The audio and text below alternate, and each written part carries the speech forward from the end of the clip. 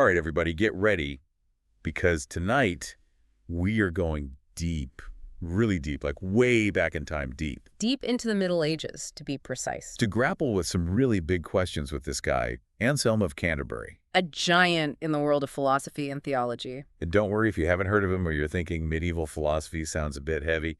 Just trust me on this one. Because Anselm's ideas, well, they're surprisingly relevant even now, like almost 1,000 years later. So we are not just going to recap his greatest hits. We're going to figure out why they mattered then.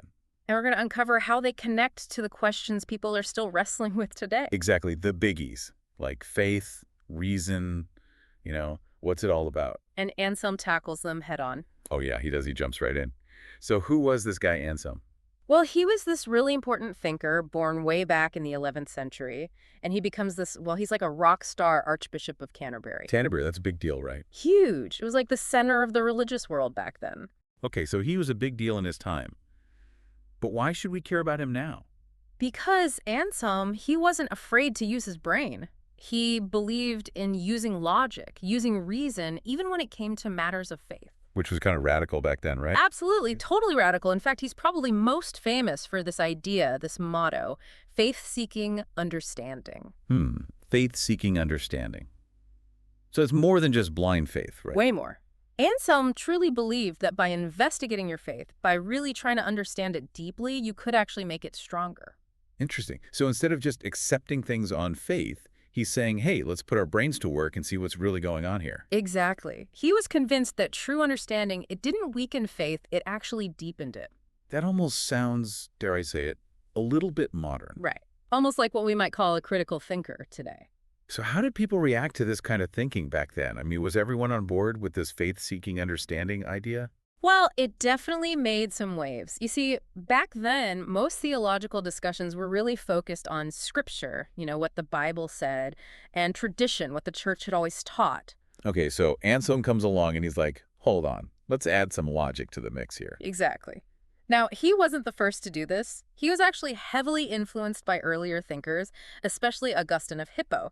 Augustine also believed in using reason in theology. Okay, so there's this kind of lineage of thought. Yes. But Anselm, he kind of takes it up a notch. He doesn't just want to explore faith with reason. He wants to use logic to prove, like demonstrably prove, God's existence. Whoa, hold on. He thought you could prove God's existence with logic. He did, and that, my friend, is a whole other deep dive for another time. Okay, so we're talking about proving God's existence using logic. Which brings us to, the biggest, most famous, most debated idea that Anselm ever came up with. Hit us with it. The ontological argument. Okay, the ontological argument sounds intimidating. It kind of is, right? Yeah, but come on, break it down for us. So, Anselm, he wants to prove that God exists, and he wants to do it using only logic, like pure reason, no faith required. Ambitious much? Totally, but that's Anselm for you. So he starts with this definition. God is that, than which nothing greater can be conceived. Basically, try to imagine the most perfect, most powerful, most amazing being ever. That's God. Okay, I'm trying to keep going. Now, Anselm, he says, imagine that this being, this God, only exists in your mind, just as an idea. Couldn't you then imagine something even greater, even more perfect? I mean, I guess, maybe. What would that even be? That same being, but not just an idea, actually existing in reality. Anselm argues that existence itself is like a form of greatness. It's a perfection. So to be truly the greatest, God can't just exist as an idea. He has to actually exist. Precisely. And that, my friend, is the ontological argument. Mind-blowing. I mean, it's definitely a thought-provoking argument. I'll give him that.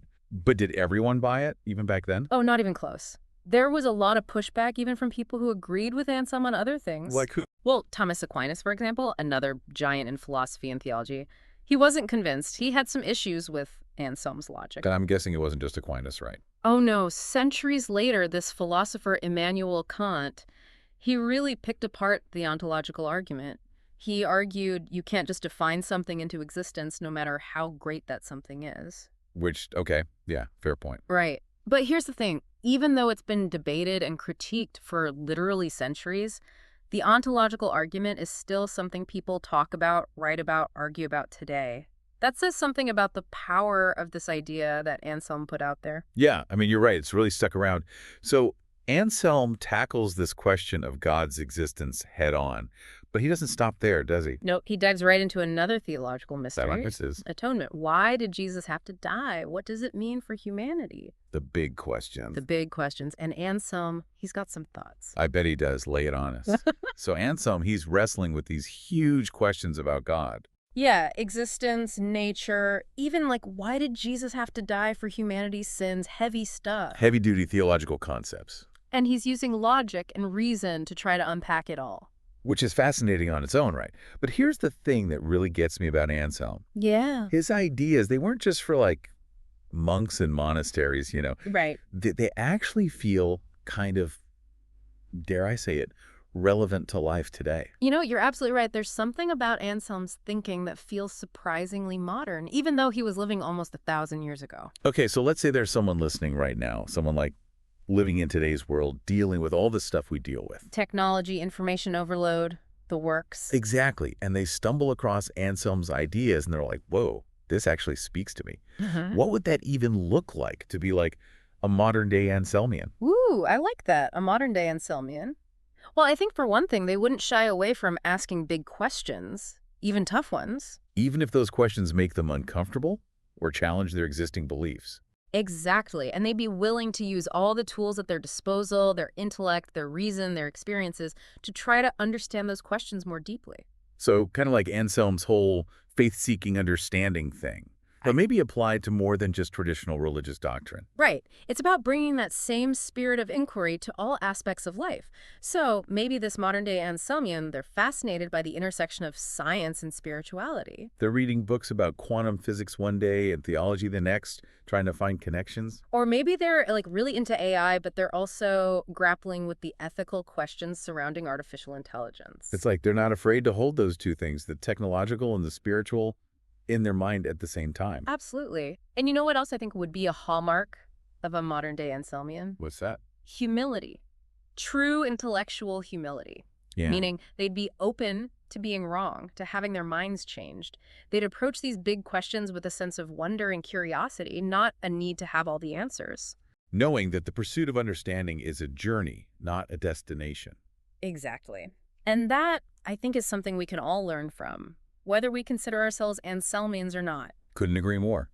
Well, on that note, we've got to wrap up our deep dive into the world of Anselm of Canterbury. Always a wild ride, that Anselm. He really makes you think, that's for sure. So for anyone listening, here's something to ponder as you go about your day. Anselm, he really believed that you could use your brain, your logic, to find your way to God.